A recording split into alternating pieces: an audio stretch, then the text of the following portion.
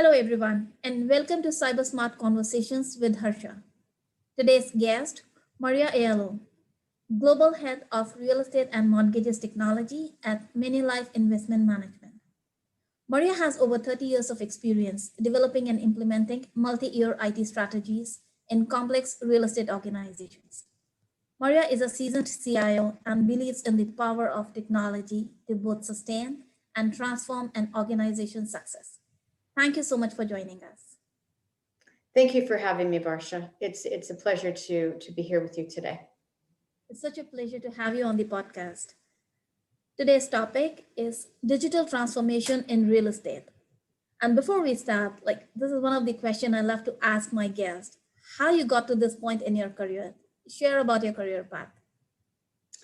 Yeah, I've been blessed with a great career in a great industry. I recently moderated a fireside chat with Robert Courteau and Anant Yardi, and Bob actually said this is the best industry, and I feel that it is the best industry, and I fell in love with it when I first joined, and I've never left it. So I was lucky enough to join an organization that was at the time a national organization, 1.2 million assets under management, IT and real estate. It was a love-hate relationship even that back then when I first started, and I started as a business analyst, but certainly grew impassioned by the opportunities for improvement and what IT could actually do. And in those days, we didn't call it transformation, but it certainly was exactly that, even in the smallest of use cases. So I fell in love with both the technology stream and also what it could do for the industry and for the business. So I basically then was lucky enough to grow my career, and here I am. Yeah, and I'm inspired by the passion you bring to the industry and technology. So now, thank you for that. Thank you. And when we talk about real estate and technology, we hear PropTech. And we have seen technology is embraced in all the aspects of real estate. Digital transformation has grown so much in all the asset classes in real estate. And with pandemic, we have seen so much transformation in the way consumers are working or have changed the way they shop, they live.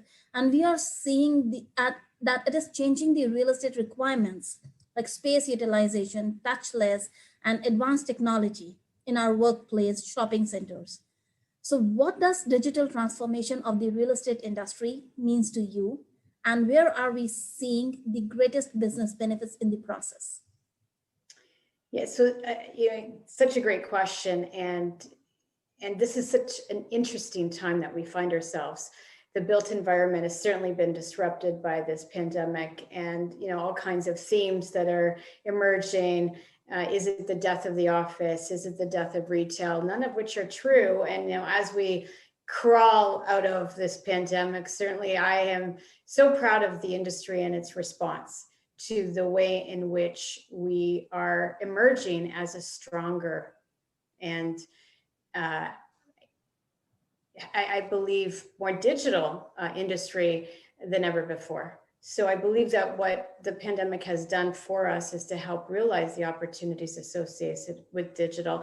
And and what I said in my earlier comment, that transformation maybe wasn't the word that we used before, but certainly using it now just strengthens and amplifies what it actually means for the industry. So I believe that we've been able to pivot as an industry to platforms like this to allow workforces to be at home or to be mobile, to be able to be productive. It challenges the operating model, but certainly invites other opportunities to rethink, to reimagine how we run our businesses, how we manage our relationships, how we find assets, how we tour assets, how we manage our relationships with our tenants, with our investors.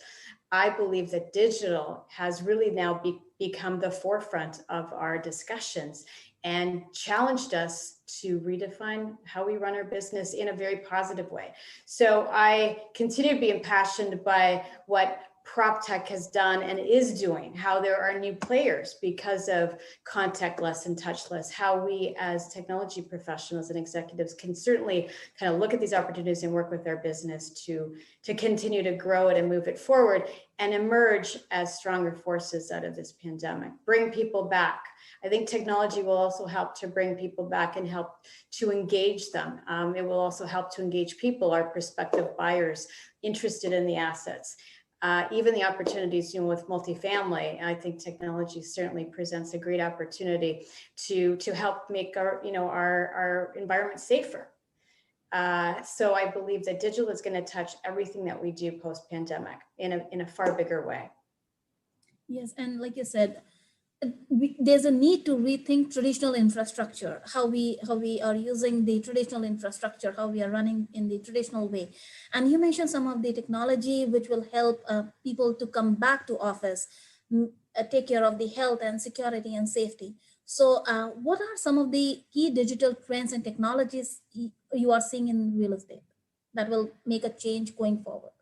So I think that's another great question. So I think that safety is at the top of mind for anyone that's considering bringing people back to a workplace or managing multifamily assets. How do we keep our places safe or our homes safe? And because technology touches all of this, there's a huge opportunity to focus on these technologies that we can then help our tenants, in the commercial side, to feel safe in bringing their workforces back or bringing themselves back into our buildings, or our residents and our multifamily assets to feel safe in their living spaces. How we can enhance and make them feel like that it's okay, and that we can emerge and actually interact feeling safe and secure. So I believe that those technologies will certainly be at the forefront of a lot of what we actually do and consider. I do actually also think that collaboration tools are also at the forefront, enabling us to interact as we are today, as an example, certainly reinforcing and reinforcing the need for these technologies to exist and to be stable within our respective work environments, to allow our businesses to be successful and productive and profitable regardless of where we are. Certainly collaboration tools are something that we have to stabilize and consider.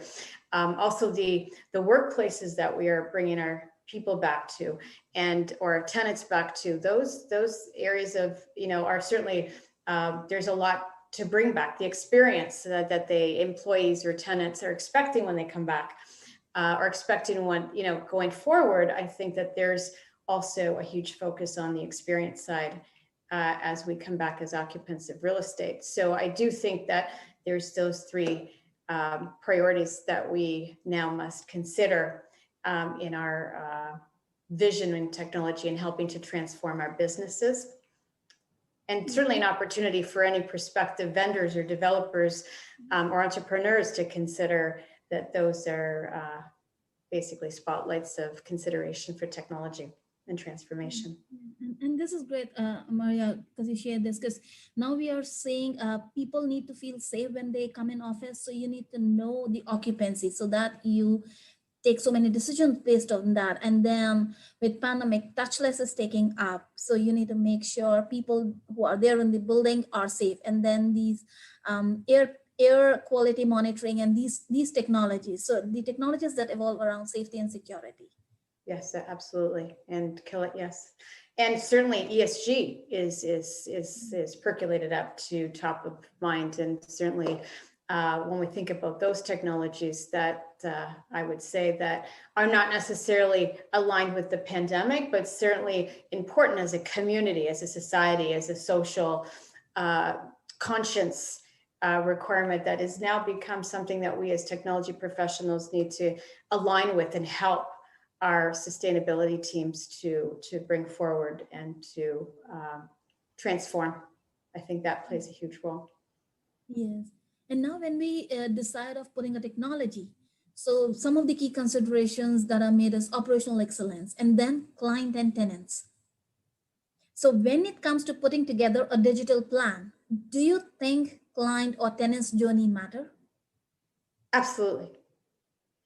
clients and tenants play a huge role in everything that we do, because everything that we do technologically, digitally, should enhance the experience of our clients and enhance the experience of our tenants. That is the value proposition that we all bring to the table. We don't do technology for technology's sake. We do it to enhance the operating model, to bring our clients and tenants closer together. One thing I believe that the pandemic has actually also done is strengthen the relationship of our tenants with the landlords. For certainly, there's an empathy about everyone's situation. This has brought us much closer together. And I think now more than ever, the technologies that we pursue have to align with the interests of our investors and our tenants. Most definitely. Yes, completely agree with you on this, because that's where the end user journey matters when you put a technology in place, because they'll be the one who'll be using the technology. And now this is tied to innovation, and we have seen like innovation has dramatically changed the face of the business over the past few years, and innovation is happening both in the startup space through various university programs, and even some of the real estate players are also running their own innovation labs, which focuses on technology that impact the built world. But this, like real innovation requires more than an R&D budget. And I have worked in R&D for so many years. So like budget is a critical factor. And whatever you budget, there's no right answer to the questions. Like what percentage should I allocate to innovation? So how corporate real estate budget plays a role in innovation and factors to influence the budgeting. So this is such an interesting topic for me, because we joke with our peers that ultimately all of the thinking and rethinking and reimagining that we do, and the passion that we have, is also there's also a budget element to this. I mean, a lot of these things need to have a realism attached to them. How much can we afford? How much is enough? How much is not enough? I mean, I think the investment in technology has often been a topic of many studies. Are we investing enough? Why is real estate such a laggard? I mean, that's been a common theme in terms of adopting technology. I do think that we have to basically balance what we do. And in itself, does that crush the innovation spirit? Just knowing that there's a budget that looms over us. I do think, back to my earlier comment, there's going to be a value attached to how we innovate. So we have to stimulate innovation in our thinking and our discussions and our conversations. But then there's an execution part of it. There's how do we actually implement the innovation and the ideas that come from it. But and we have to stimulate the spirit and stimulate the innovation and the thinking, but the execution does need to be balanced by what investment that we're willing to make to drive our businesses forward. And I do think that could be different depending on the organizations that we all work for and what their digital DNA looks like. But certainly depends on where we are in our journeys. I do think that it has to be at the forefront from an investment perspective, but certainly needs to be balanced depending on the size of the organization and who you are. But balance budget against innovative thinking is I think that's where we need to land. Yeah, and I agree with you, because this is such a great share and will be helpful to those who are planning to put an innovation lab. So thank you, Maria. Thank you for sharing those insights. Thank you. Thank you. I think this has been an excellent forum to discuss kind of the role of technology in such a great industry and the opportunities that lie in front of us to help be the change to get us out of the challenging times that we find ourselves. So I appreciate you and standing up for the industry so well, Harsha. Thank you. Thank you so much, Maria. It's an honor to have you on our podcast. Thank you. It's been a sincere pleasure. Thank you.